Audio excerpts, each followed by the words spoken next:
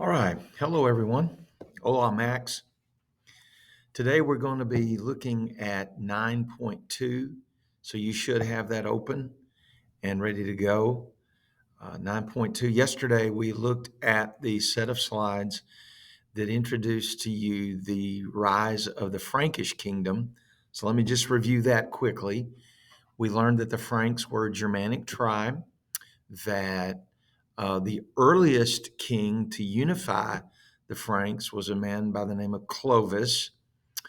The Clovis was the beginning of a group of kings known as the Merovingian kings, sometimes referred to by historians as do nothing kings, because, as I said, they used the throne primarily to advance themselves and not help the people. The real power in the kingdom during the time of the Merovingian kings, the real power rested in a position known as the mayor of the palace.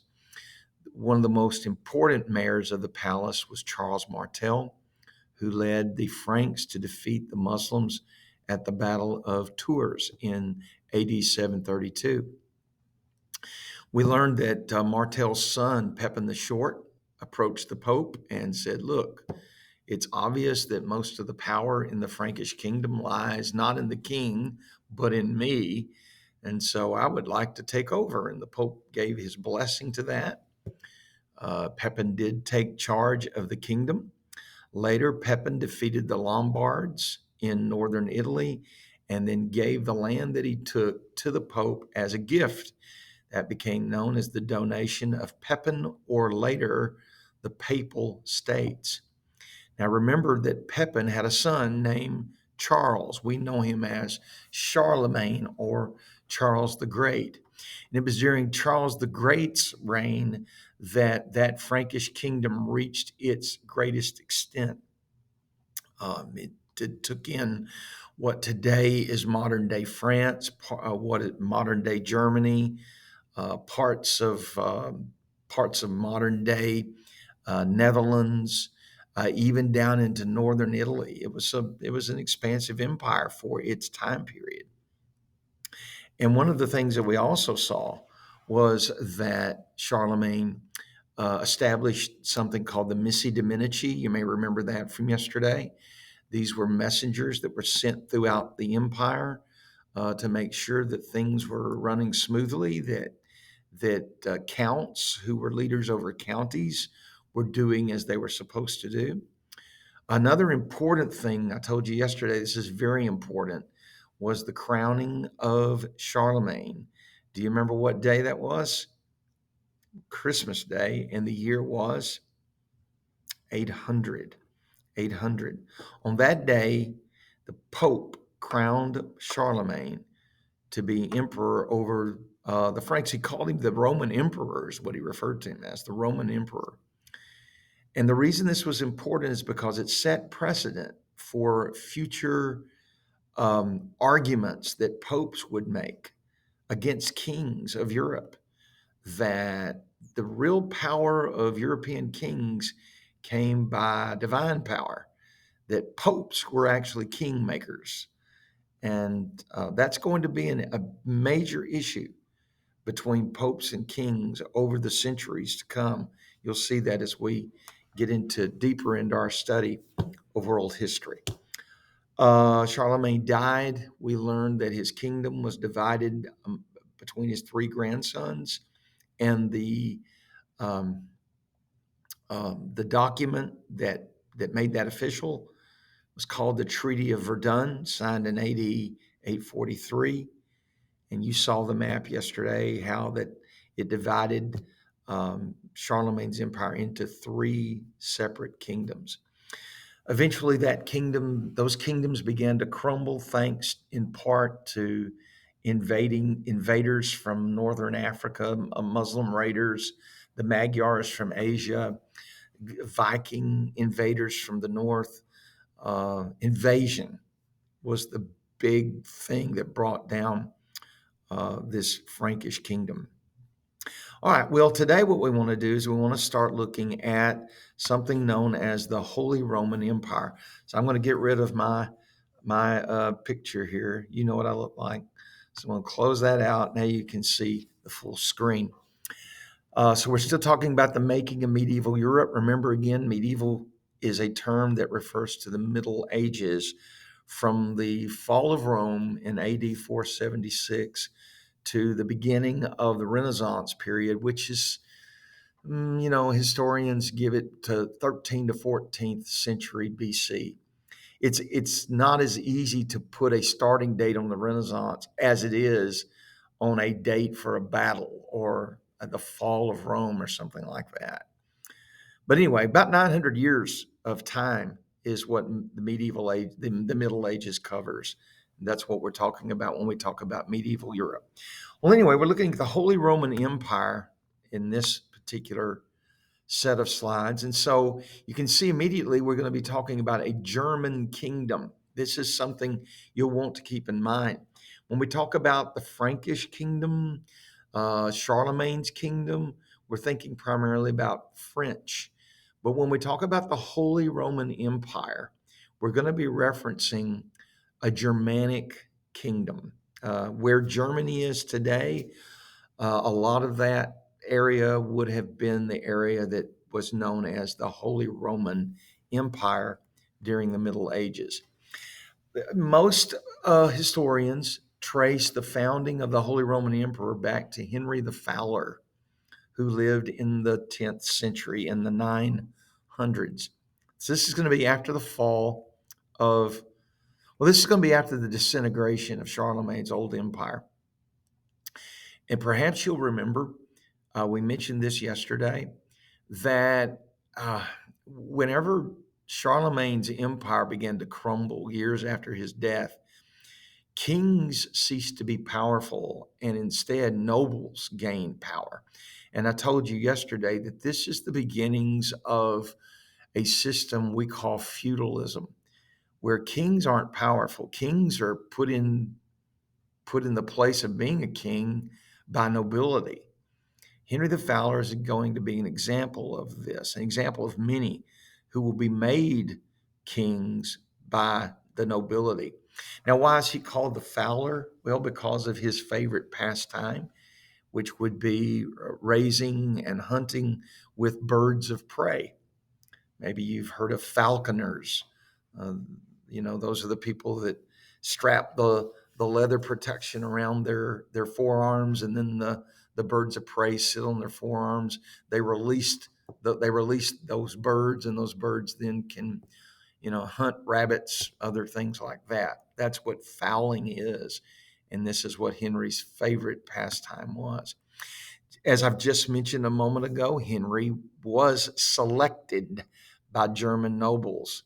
He's not a king in a hereditary sense. He doesn't inherit the throne from a father, but rather he is selected by German nobles to serve as king. He's the first king in a line of kings that we call Saxon kings. So keep that in mind as well. And as we've been saying, mainly king in name only. Mainly king in name only. The real power resides in the German nobility that made him king. Now, you may be thinking, well, why have a king at all if he's not powerful? Why did the German nobles even do that? Well, it did provide some sense of unity for a group of people that shared language and cultural things in common, but still not a king like we're going to see later on in Europe. Otto I, this is in the mid-10th century. This is Henry the Fowler's son. He did more than his father in asserting royal authority, and he sought the support of church authorities. He felt like for him to have any type of successful rule as a king, he would need the support of the church. One of the things that we remember Otto for is his defeat of the Magyars. We learned about them yesterday. This was that Asiatic group that invaded Europe and brought to an end Charlemagne's empire. Well, eventually they've got to be dealt with, and Otto is going to deal with them. These Magyars, by the way, are the forerunners of modern day Hungarians. So now we come to something called the establishment of the Holy Roman Empire. Sometimes we just refer to it as the HRE. That's the shortened form. Otto conquered Lombardy. Now, immediately you're thinking, okay, I've heard of this group before, the Lombards. Yes, if you recall, Pepin the Short defeated the Lombards, gave that territory to the Pope. Later on, Charlemagne conquered them again. They rose again. They came back uh, as a threat to the Pope, and so Charlemagne rode in and defeated them.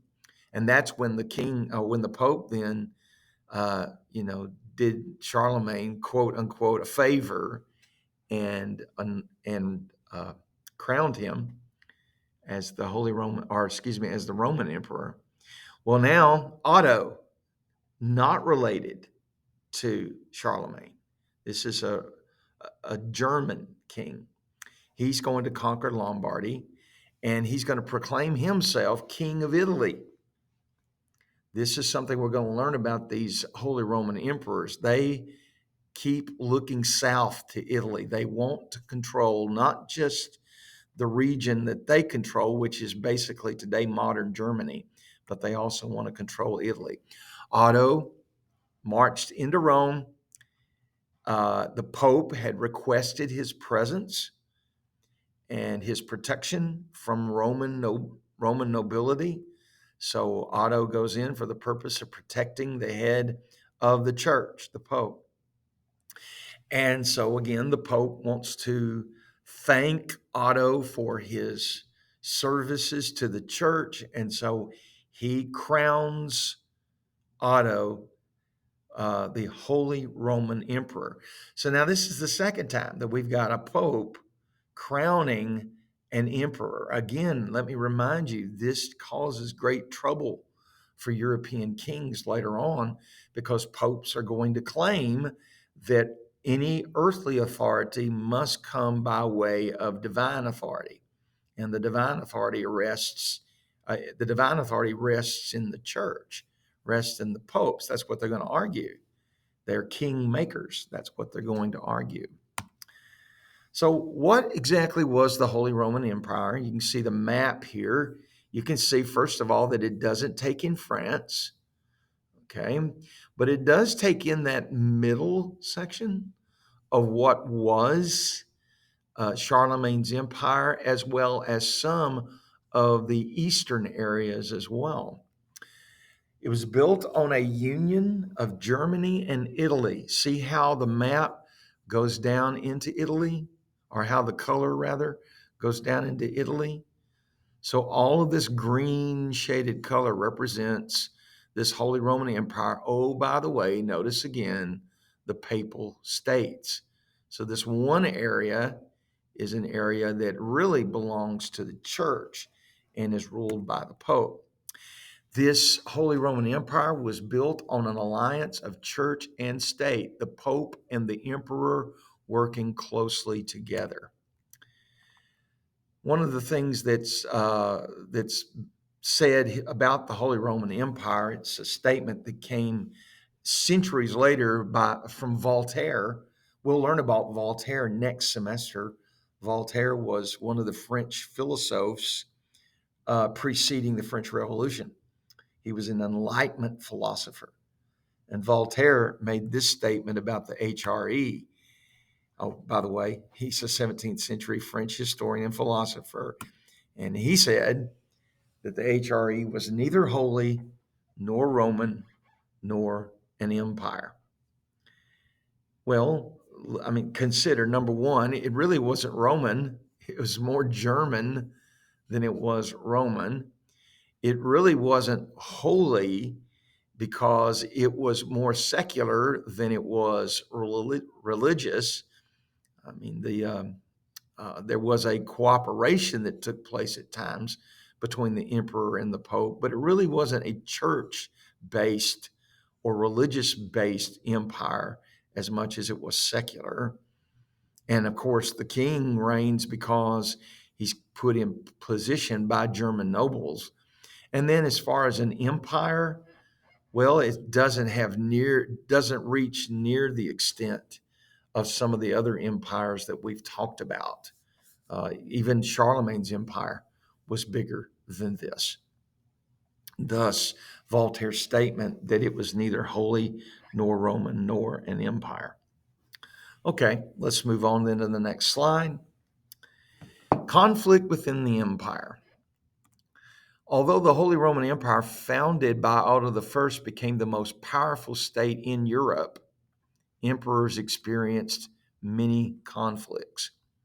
These conflicts can be grouped into three categories.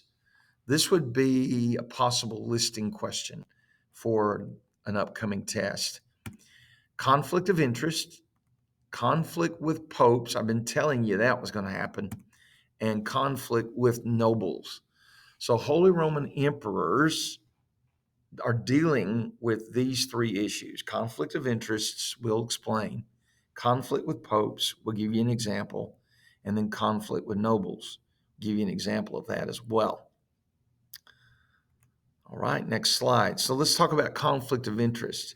So remember what I told you a little while ago, that the Holy Roman Empire is primarily a German empire, which is going to be just off of the screen here, north of this. Everybody recognizes this is Italy, and here are the Alps that separate, Germany from Italy. But the conflict of interest is going to be this: German emperors, Holy Roman emperors, are going to have their eyes on Italy. They're not satisfied just to rule in the German provinces, they want to rule in Italy. So the German rulers often intervened in Italian affairs. I gave an example of that a moment ago when Otto I rode into Rome at the Pope's request and saved him from Roman nobility. That's a good example. Otto's grandson, Otto III, built a palace in Rome and planned to make Rome the capital of the empire. So he's thinking about this German Italian empire with Rome as its capital. I mean, after all, if it's the Holy Roman Empire, then surely the capital of this empire ought to be in Rome. Concerned for Italy's welfare, the German rulers neglected the affairs of their homeland. This is one of the reasons why German emperors, Holy Roman emperors, remain weak. They don't tend to matters at home. They've got their eyes so much on Italy that they're neglecting what's going on back in the German provinces. And you know the statement about when the cat's away. When the cat's away, the mice will play. In this case, when the emperor is away in Italy, the German nobles are doing what they want to do and consolidating their power. So this lack of attention gave the German nobles an opportunity to increase their power. Give you just a second to get that typed out. We'll go on to the next slide.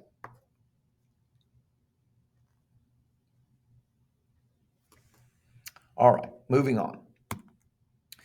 So conflict of interest. Secondly, conflict with popes. So beginning with Otto I, the emperors actively intervened in papal affairs. We talked about that a moment ago. Otto I rode into Rome to save the Pope from German nobles.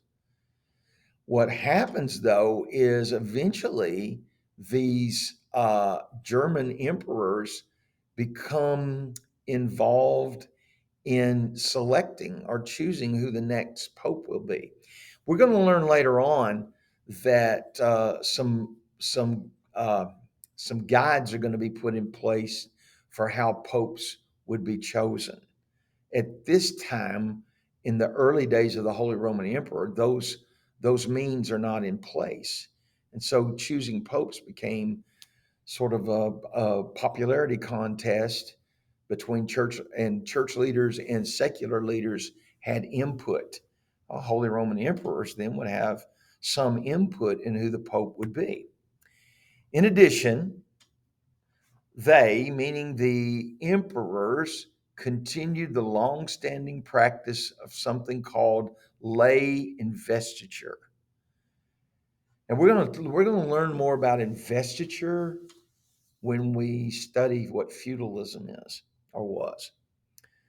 But let's just understand this for right now. Investiture is when you invest someone or you grant to someone a particular office.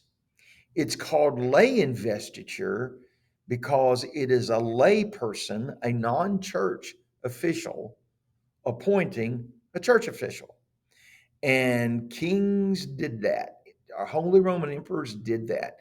They would they would appoint certain they would appoint individuals to be leaders of churches in the German provinces, and of course that's going to become a matter of argument with popes because popes are going to say, wait a minute, kings can't appoint church leaders. The Pope appoints church leaders, church high-ranking church officials. They appoint church leaders, not the kings. So this is going to become a point of contention between popes and kings. As the Cluniac reforms, these were reforms that began in the 10th century. The reason they're called Cluniac reforms is they began in a place called Cluny, France. But these were attempts to reform the church, to help the church deal with some practices that were out of hand. One of the things they wanted to deal with was this idea of lay investiture. Now, notice what we've got here. As the Cluniac reform spread throughout the Roman Church, the popes began to challenge the emperor's authority, especially in the matter of lay investiture. And the example that I have here for you is Gregory versus Henry at Canossa. So let me explain this. Gregory is a pope. Henry is a Holy Roman emperor. Henry claims that he has the right to invest church offices, that he has the right to grant church offices to people in his kingdom. So if somebody wanted to be a church official, they could go to the Henry, who was the emperor, and he might grant that to them. Well, the popes are beginning to say, no, that authority does not belong to the emperor. That authority belongs to the pope. Gregory is a pope telling Henry, you can't do that. And guess what? Henry did it anyway. Henry appointed persons to church positions. Well, when Henry did that, Gregory, the Pope, Gregory the Pope passed something on Henry's kingdom called an interdict. We're going to learn about interdicts later. And this interdict, what it did was it prohibited Henry's kingdom from practicing the sacraments, baptism, the Lord's Supper. Basically, what Gregory did is he told all of Henry's kingdom, you cannot have any of the benefits of the church. Boy, did that put Henry in hot water, because now all of a sudden, Henry's got a kingdom of people that are upset with him because they've been cut off from the benefits of the church. So how does Henry make this right? Henry goes to a place called Canossa, which is in northern Italy, and he desires a meeting with the Pope, who at this time was at Canossa. Gregory makes Henry stand outside barefoot in the snow and show humility before he will allow Henry to come in and meet with him. And then when Henry comes in before the Pope, Pope Gregory, he apologizes, and says, "I'm so sorry for what I did. I should not have I should not have gone against your desires and appointed these church officials." And Gregory then forgave Henry. And when he did that, he also lifted that interdict that he had placed upon Henry's kingdom. So you can see from that episode how it would be that popes could control kings and entire kingdoms. Now, notice what we have here. As we noted earlier, the lay investiture issue was resolved by the Concordat of Worms. Actually, we haven't talked about that yet, so that's my bad on this particular note. Let me go ahead and tell you about it now. The Concordat of Worms was a meeting between church officials and meetings of between church officials and those who worked closely with Henry. So it's a meeting of church officials and secular officials, and they come up with a compromise. And the compromise is this: kings will no longer appoint church officials. Also, something that was divided at this concordat was the establishing of something called the College of Cardinals, which would result in how popes would be chosen. Popes would no longer be chosen as a popularity contest with church officials and secular officials getting together, but rather it would be a meeting of high-ranking church officials called cardinals who would select the pope. All right, so we've seen conflict of interest. That's one of the reasons why German kings were weak. They were concerned about Italy. Conflicts with popes, lots of conflicts with the head of the church, and now conflicts with nobles. Perhaps the most demanding conflict faced by emperors was with the German nobles. Remember, German nobles had made them kings to begin with, had made uh, Henry the Fowler king to begin with, and then his sons and grandsons became kings, but only because in the beginning German nobles had elected or selected Henry the Fowler. While the emperors had been preoccupied with Italian affairs, German nobles had enjoyed great independence. We mentioned that. The situation began to change, however, when a new royal line called the Salian House succeeded the Saxon kings. So the Saxon line came to an end, and you've got this new dynasty, this new house of rulers called Salians. They become the kings over the Holy Roman Empire, and they want to change things. They don't want the nobility to be greater than them. The Salian House, by the way, you can see here, reigns in the HRE, the Holy Roman Empire, for about 100 years. All right, next. The Salian kings, including Henry IV, this is one of that king that I was telling you about a moment ago, who had run in with Gregory, the Pope. Salian kings attempted unsuccessfully to establish a strong monarchy that would weaken the power of the nobles. They pushed back against the nobles, but they were not able to gain the upper hand. When Henry IV died without an heir, civil war broke out among rival noble families. Eventually, the empire began to break up into many smaller states throughout Germany and Italy. So any hope at unifying these German states to be a real empire is fading. Feudalism became established. We're going to do a PowerPoint presentation. I'll get that out in a minute. We're going to do a PowerPoint presentation later on feudalism. But feudalism was established. Powerful nobles became feudal lords, and lesser lords became vassals. I will explain that later when we talk about feudalism. Give you just a second to get that typed in.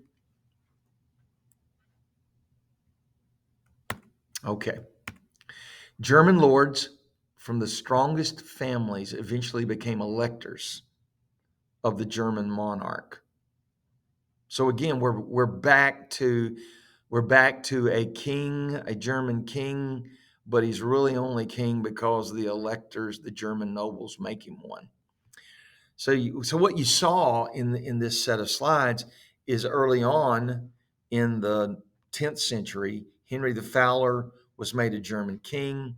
His son Otto, then their sons and sons became kings uh, until eventually a new house came along, the Salian House. After that Salian House uh, stopped ruling, the electors are really in charge of Germany. They're the ones that are making the monarch who he is. So the power in this German kingdom was in the hands of the nobles. The nobles were supreme in the land, not the king, but the nobles. Okay, so one of the things that these nobles do is they elect someone from a new house called the Hohenstaufen House. 1152, the German princes hoped to bring an end to civil wars by choosing as a king a member of the Hohenstaufen family. And the man that they chose was Frederick I, also called Barbarossa, which means Redbeard. Like the previous German kings, Frederick meddled in Italian affairs. These German kings, they get their eyes on Italy. They want to unite German provinces with Italy. Part of that, again, has to do with the fact that Italy is the home of the Pope. And so they seek the Pope's. You know, it's a love-hate relationship with these German kings and the Pope. They need the Pope's blessing, but at the same time, they don't want the Pope's authority over them.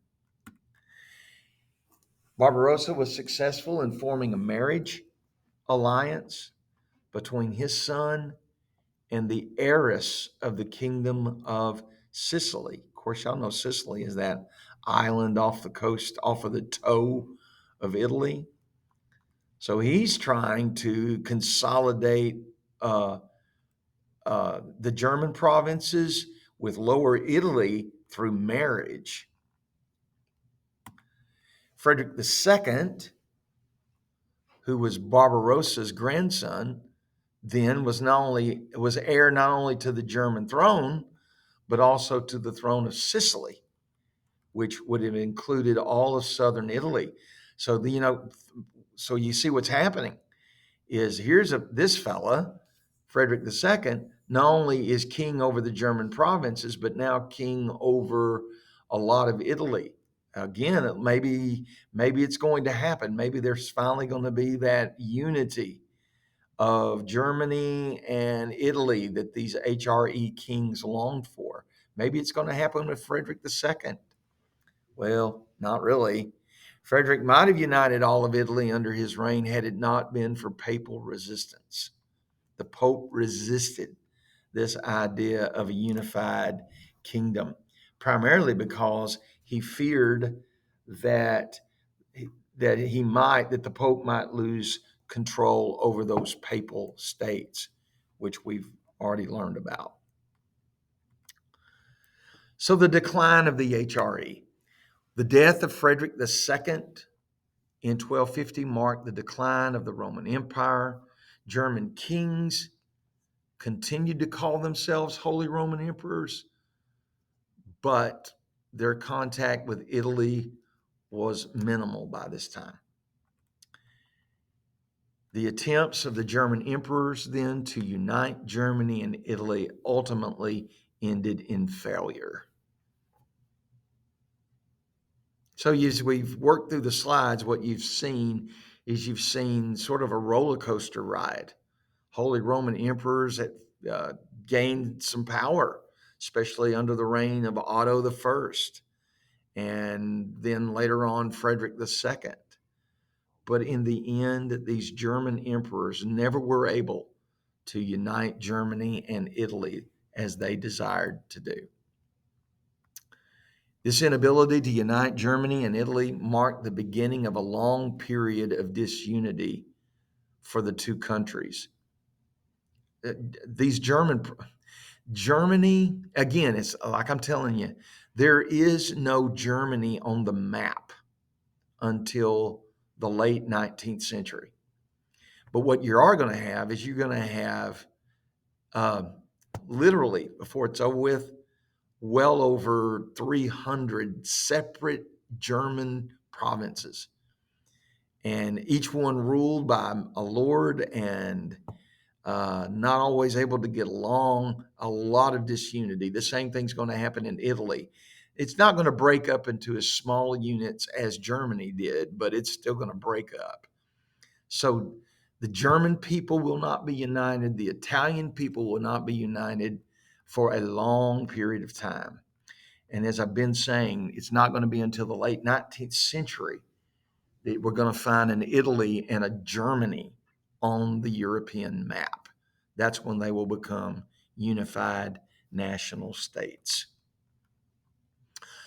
Okay, well, that was a rather long and involved um, set of slides. If you have questions, hold on to them. I will be back on Friday, which, wait, that's tomorrow. I forgot. I'm making this on Monday morning, so I'm trying to gauge where I'm going to be. So I will be back tomorrow, Lord willing. That's the plan.